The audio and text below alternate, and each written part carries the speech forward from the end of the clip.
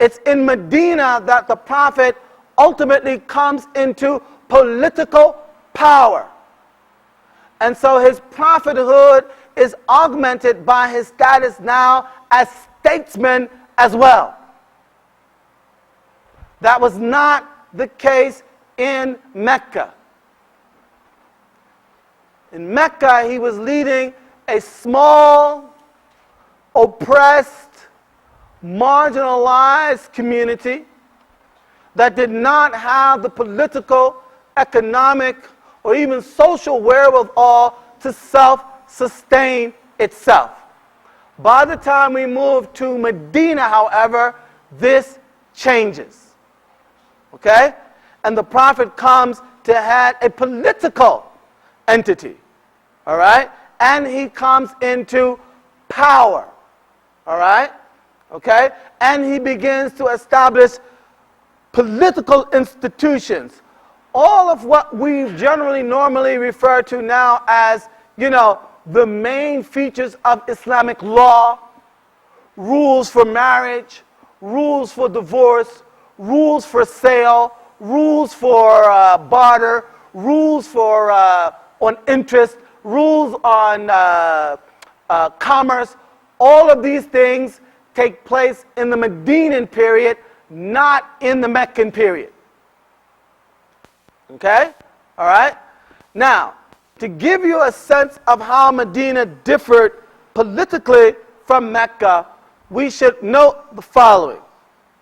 As I said, the basis of wealth in Medina was land. All right?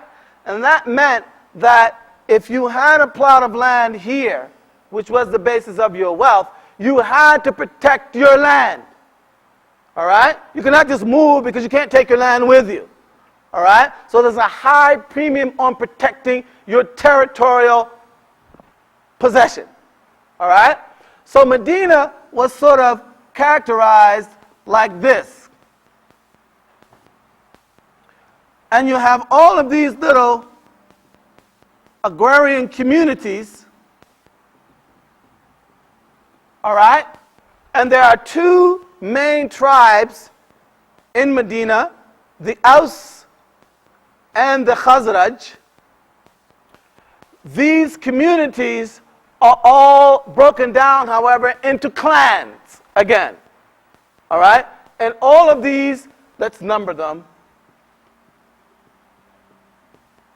All of these represent clans of Aus or Khazraj that are interspersed throughout Medina.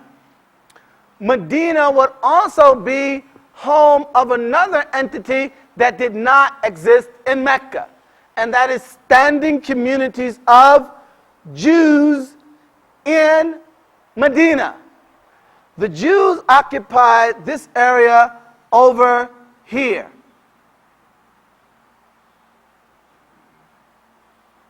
All right?